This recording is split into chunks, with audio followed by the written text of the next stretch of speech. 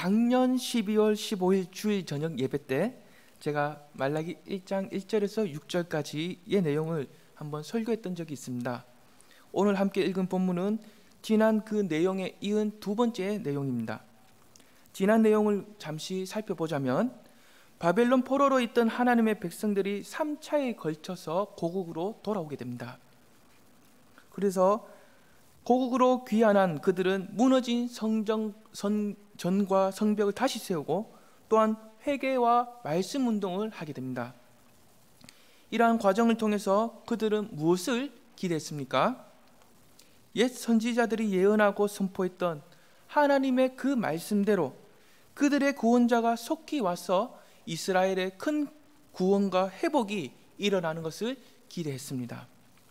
그러나 1차 포로 귀환을 시점으로 해서 약 100년 이상이 지났지만 하나님의 말씀은 단 1도 하나도 이루어진 것이 없었다라는 거죠. 이러한 상황에서 하나님께서는 자기 백성들을 향해서 어떻게 말씀하셨습니까? 내가 너희를 사랑하였노라 라고 말씀하십니다. 그래서 자기 백성들을 향한 하나님의 사랑이 여전히 유지되고 변함이 없음을 말씀하고 계셨습니다. 하지만 백성들은 주께서 어떻게 우리를 사랑하셨습니까? 라고 반문을 합니다. 즉 자신들이 처한 어려운 상황과 그 현실만 바라보면서 크고 위대하신 하나님을 자신들의 좁은 생각과 좁은 틀에 가두어 버립니다. 그래서 하나님의 사랑을 철저하게 불신하고 있는 그 표현이 주께서 어떻게 우리를 사랑하십니까? 라고 반문하는 거죠.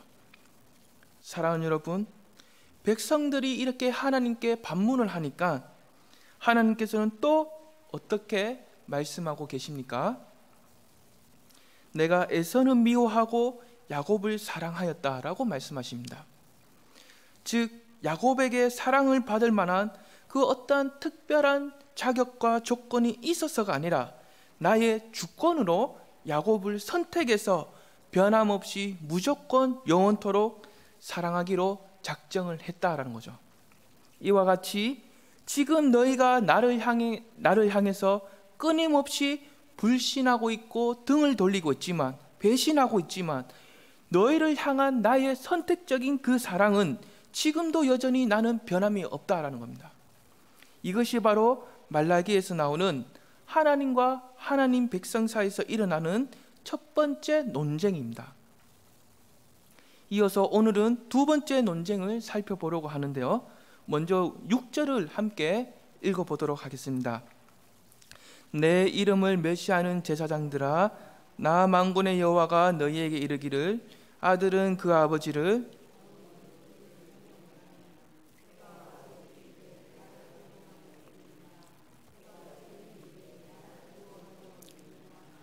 너희는 이르기를 우리가 어떻게 주의 이름을 멸시하였나이까 하는도다. 사랑하는 여러분, 지금 6절을 보시면 하나님께서는 누구를 향해서 말씀하고 계십니까? 하나님 앞에서 예배의 의식을 거룩하게 행하고 또한 백성들에게 말씀을 바르게 인도하고 가르쳐야 하는, 그래서 그 누구보다 하나님의 이름을 존귀하게 여겨야 하는 그 제사장들을 향하여 말씀하고 계신다라는 거죠. 이러한 제사장들이 지금 어떠한 상태에 있습니까? 하나님을 향한 공경함이 없습니다. 하나님을 두려워함, 즉 경외함도 없습니다.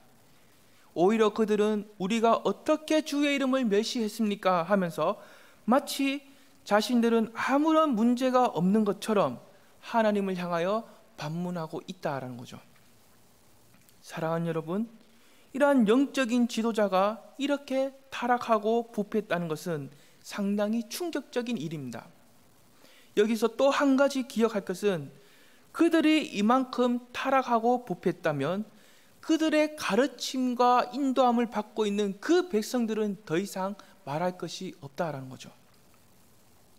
그러므로 오늘 본문에서 제사장들만 언급하는 것처럼 보이지만 사실은 그들을 따르고 있는 하나님의 모든 백성들이 귀를 기울이고 들어야 하는 하나님의 경고입니다. 사랑하는 여러분, 제사장이 하나님의 제단 앞에서 피를 튀면서까지 짐승을 죽여서 제사 드리는 것을 볼 때에 그들이 맡고 있는 그 임무와 지위는 결코 가볍지는 않습니다. 그 이유가 무엇입니까? 백성들이 하나님 앞에서 죄를 지으면 하나님과의 관계가 단절이 되고, 그래서 그들은 하나님의 진노 아래에서 머물게 됩니다. 이때 제사장은 그 백성들을 대신해서 짐승을 잡아 죽이고 그 죽인 것으로 하나님께 나아가 제사를 드리게 됩니다. 이렇게 해서 죄로 멀어진 하나님과 백성들의 그 관계를, 단절되었던 그 관계를 다시 화목하게 하는 그 길을 열어주게 되는 겁니다. 이러한 일은 그 제사장에게 있어서 아주 영광스럽고 귀한 일이고 그들만의 특권인 것입니다. 하지만 오늘 본문을 보시면 어떠한 문제가 있습니까? 모든 제사장들이 타락하고 부패하면서 이 일을 가볍게 여기고 있다라는 거죠. 그래서 그들은 하나님께 제물을 바칠 때 더러운 것, 저는 것, 병든 것으로 바치게 됩니다. 하나님을 향한 공경함과 경외함이 전혀 없는 거죠. 사랑하는 여러분, 6절을 보십시오. 하나님께서는 자기 이름을 멸시하는 그 제사장들 또는 백성들과의 그 관계를 어떻게 표현하고 계십니까? 나는 아버지이고 주인이다 라고 표현하고 계십니다. 즉 아버지와 아들, 주인과 종, 이렇게 두 가지로 표현하고 계십니다. 그렇다면 이 두 가지 표현에서 공통점은 무엇이겠습니까? 그것은 바로 사랑의 관계입니다. 하나님께서는 마치 탕자의 모든 흠과 허물을 품고 덮어주는 그 사랑과 위로의 아버지처럼, 또는 사랑하고 아끼는 종들에게 자신의 소유를 믿고 맡기는 그 선한 주인처럼 자기 백성들에게 하나님께서는 다가가고 계신다라는 거죠. 그러므로 오늘 본문에서 나타난 하나님의 이 경고는 사랑의 관계 안에서 전달되고 있는 사랑의 경고이다라는 거죠. 사랑하는 여러분, 하나님께서 내가 정말로 너희의 아버지가 맞느냐? 내가 정말로 너희들의 주인이 맞느냐?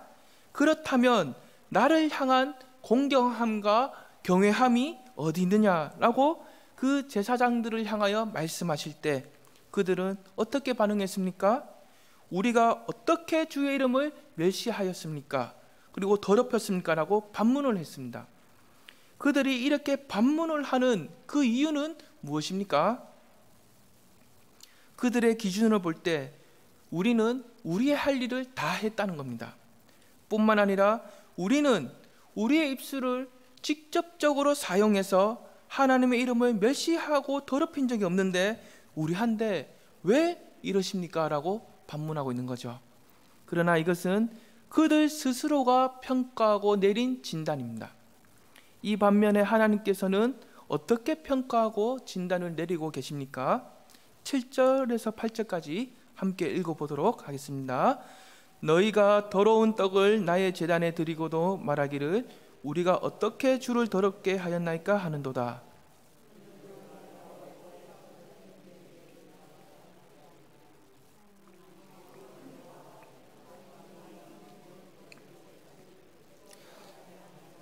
저는 것 병든 것을 드린 것이 어찌 악하지 아니하냐.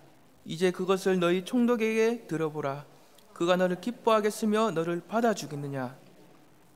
너희는 너희 할 일을 다 했다고 하지만 너희가 입술로는 나를 멸시한 적도 없고 더럽힌 적도 없다고 하지만 너희가 바치고 있는 그 더러운 떡과 눈먼 것과 저는 것과 병든 것, 즉 상품의 가치가 전혀 없는 것을 바치고 있는 너희의 그 행실을 볼 때에 어찌 악하지 아니하냐. 너희는 분명히 나를 확실히 멸시하며 조롱하고 있다는 겁니다. 조금 다르게 표현하자면 지금 너희는 아주 형식적이고 위선적인 자리에 앉아서 아무런 의미가 없는 껍데기만 남은 관계를 나와 맺고 있는데 이 자체가 바로 나를 멸시하고 조롱하는 것이다 라는 거죠. 사랑하는 여러분, 지금 이러한 상황에서 그들에게 가장 심각하게 다가오는 문제가 무엇입니까? 그것은 바로 우리가 어떻게 주의 이름을 멸시하며 더럽혔습니까? 하면서 자기 자신의 영적인 상태를 전혀 모르는 것이 가장 심각한 문제입니다.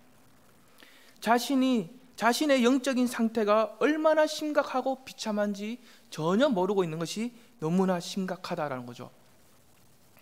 한 사람이 온 세상에 알려진 만큼 큰 죄를 지어도 자신의 죄를 인정하고 깨닫고 뉘우치면 얼마든지 그 사람은 다시 돌아와서 회복할 수 있는 그 길이 있습니다.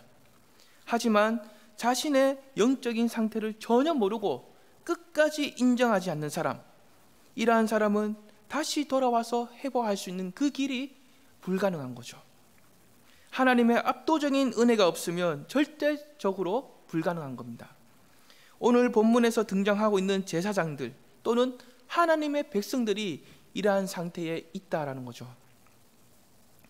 사랑하는 여러분, 주님을 믿고 살아가는 우리는 나 자신이 얼마나 큰 죄인인지 이것을 깊이 깨달을수록 하나님의 은혜로 어렵게 된 것을 더욱 기뻐하며 감사하게 되는 겁니다. 그렇다면 우리는 어떠한 죄인입니까? 우리 모두 다 하나같이 1등급, 최상급의 죄인들이죠. 죄를 짓는 등급은 좀 낮춰줘도 되지만 어떻게 해서든지 최상급이 되고 싶은 그 타락된 본성이 저와 여러분에게 있다라는 겁니다. 그래서 우리가 우리 자신을 바라볼 때 남녀노소를 막론하고 정직하게 바라보는 것을 결코 원하지 않습니다. 어떻게 해서든지 우리 자신에게 유리한 그 기준들만 모아서 우리 자신을 더 좋게 보이고 더 화려하게 보이도록 합리화하는 것을 더 좋아합니다. 그래서 하나님께서는 오늘 저와 여러분에게 무엇을 주셨습니까? 하나님의 절대적인 기준, 성경을 주셨습니다. 이 성경을 통해서 우리 자신을 정직하게 바라볼 때에 우리는 그때서야 비로소 살 길이 있다라는 겁니다. 사랑하는 여러분, 8절을 보십시오. 지금 하나님께서는 그들에게 어떠한 기준을 제시하는 것 같습니까? 8절입니다. 만군의 여호와가 이르노라, 너희가 눈먼 희생제물을 바치는 것이 어찌 악하지 아니하며 저는 것 병든 것을 드린 것이 어찌 악하지 아니하냐. 무슨 뜻입니까? 눈먼 것, 저는 것, 병든 것으로 하나님께 드리는 그 행실을 볼 때에 그들의 마음이 하나님으로부터 떠나 있다는 것을 분명하게 알 수 있다는 거죠. 다시 말하자면 골방에서나 가정에서나 직장에서나 교회에서나 언제 어디서 무엇을 하든지 너희가 나의 앞에서 행한 그 지난 모습과 행실을 돌아보라는 겁니다. 지난 모습과 행실을 돌아보면 너희의 마음이 그동안 어디를 향하고 있었는지 분명하게 알 수 있다는 거죠. 사랑하는 여러분, 하나님께서는 왜 이렇게 지금 말씀하고 계십니까? 나는 너희의 형식과 위선으로 맺어진 껍데기의 관계를 원하지 않고 너희의 중심에서부터 솟아나는 그 진실된 마음으로 사랑의 관계를 맺어가는 것, 이것을 나는 원하고 있다라는 거죠. 사랑하는 여러분, 오늘 이 말씀을 우리 자신에게 비추어서 우리의 마음이 정말로 하나님께로 향하고 있었는지 우리의 지난 행실도 정직하게 돌아보며 살펴볼 수 있기를 간절히 원합니다. 그렇다고 해서 저와 여러분이 항상 완벽해야만 한다라는 것이 아닙니다. 죄인이라도 괜찮고 무능해도 괜찮고 실패와 좌절을 경험해도 괜찮습니다. 사람은 누구나 연약하고 부족하기 때문에 얼마든지 넘어질 수가 있습니다. 그럼에도 불구하고 우리가 결코 놓치지 말아야 할 것은 무엇입니까? 우리의 마음만큼은 하나님을 향해서 항상 고정되어 있어야 하고 그러한 마음 중심에서 솟아나는 그 진실한 모습과 행실이 저와 여러분에게 반드시 나타나야 한다라는 겁니다. 사랑하는 여러분, 우리의 마음이 하나님께로 향하는 것, 이것이 왜 그렇게 중요합니까? 9절 함께 읽어보겠습니다. 만군의 여호와가 이르노라 너희는 나 하나님께 은혜를 구하면서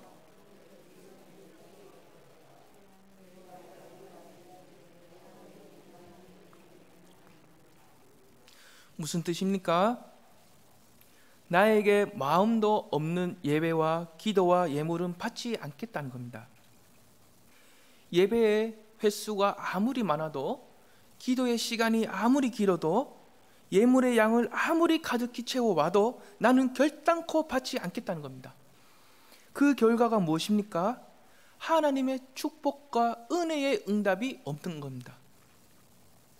여기서 우리가 기억할 것은 지금 하나님께서는 더 많은 시간과 정성 그리고 더 많은 예물의 양을 원하시는 것이 아니라 백성들이 진실된 마음도 없이 드리고 있는 그 형식적이고 위선적인 예배를 지적하고 계신다라는 거죠.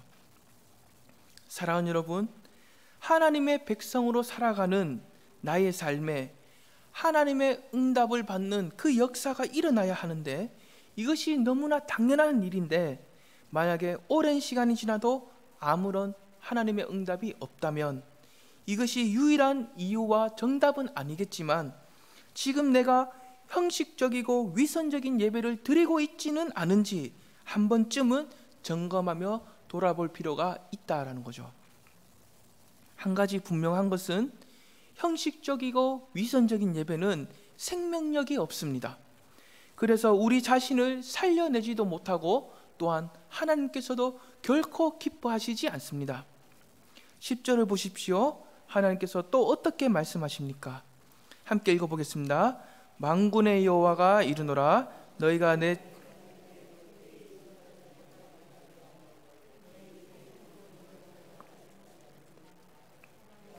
기뻐하지 아니하며 너희가 손으로 드린 것을 받지도 아니하리라. 너희의 마음도 없는 그 형식적이고 위선적인 예배가 더 이상 내 앞에서 반복되지 않도록 누가 좀 성전의 문을 닫았으면 좋겠다라는 거죠. 사랑하는 여러분, 만약에 이 성전 문을 닫아버리면 어떻게 되겠습니까? 하나님과 백성들의 그 끊어진 관계를 다시 회복할 수 있는 그 길이 막히게 되는 겁니다. 그 결과로 백성들은 참된 평강을 누릴 수 없게 되는 거죠. 하나님께서는 백성들을 향해서 끊임없이 권면하고 기다리시지만 그들은 끝까지 돌아오질 않습니다. 오히려 하나님의 이름을 조롱하고 더럽히고 멸시하고 있었습니다. 종교적인 그 형식과 위선이라는 그 옷을 입고 자기 자신을 정직하게 돌아보지 않는 겁니다. 그래서 만군의 여호와신 하나님께서는 어떻게 하십니까? 11절 함께 읽어보겠습니다. 만군의 여호와가 이르노라 해 뜨는 곳에서부터 해 지는 곳까지의 이방 민족 중에서 내 이름이 크게 될 것이라. 각처에서 내 이름을 위하여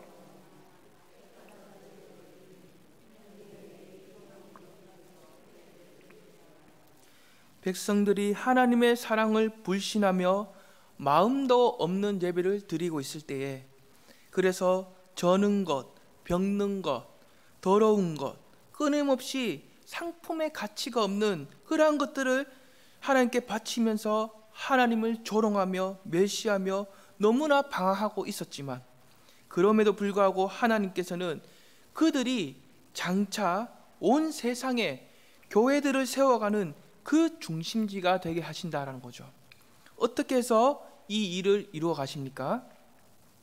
지금까지는 유대 땅이라는 그 한 곳에서만 하나님께 제사를 지내왔다면 이제는 그것을 뛰어넘어서 해 뜨는 데부터 해 지는 데까지 온 세상 구석구석에 있는 이방 민족들 중에서도 하나님의 이름을 높이며 찬양하게 하십니다. 뿐만 아니라 그 이방 민족들이 하나님의 이름을 위하여 깨끗한 제물을 갖고 나오게 하십니다. 다시 말하자면 나 여호와 하나님은 온 세상을 일으켜서 나에게 깨끗한 제물을 갖고 나와 나의 이름을 크게 하는 그 영광스러움을 나는 받아내고야 말겠다라는 거죠. 사랑하는 여러분, 구약 백성들에게만 제한되지 않고 유대 땅이라는 그 한 곳에서만 제한되지 않고 온 세상에서 하나님의 이름을 크게 하며 드려질 수 있는 그 깨끗한 제물이란 무엇입니까? 조금의 흠과 허물도 없는 어린 양이신 예수 그리스도이십니다. 흠과 허물이 없으신 그가 단번에 죽으심으로 하나님을 만족시키셨고, 그래서 더 이상 또 다른 희생의 제물이 필요 없게 되었습니다. 뿐만 아니라 그 예수 그리스도를 통하여 온 세상이 언제 어디서나 하나님께 나와 화목을 이룰 수 있는 그분의 이름을 높이며 찬양하며 영광을 돌릴 수 있는 그 길이 열린 겁니다.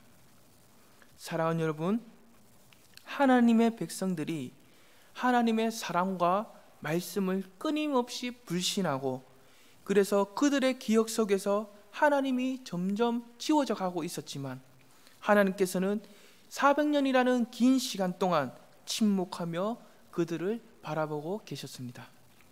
400년의 침묵기를 지나 하나님께서 정하신 때가 되었을 때 여전히 변함이 없는 하나님의 사랑과 그 말씀, 그 실체를 자기 백성들에게 나타내어 보여주십니다. 어떻게 나타내어 보여주십니까? 예수 그리스도를 자기 백성들에게 보내어 주시는 겁니다. 사랑하는 여러분, 여기서 우리가 잠시 생각해 볼 것은 지금 이 말씀을 통해서 하나님께서는 저와 여러분에게 무엇을 가장 원하고 계시는가입니다. 그것은 바로 우리 자신입니다. 누군가에게 나 자신을 내어주려면 사랑이 없이는 불가능하죠. 상대를 향한 사랑이 있어야만 물불을 안 가리고 나 자신을 내어줄 수가 있는 겁니다.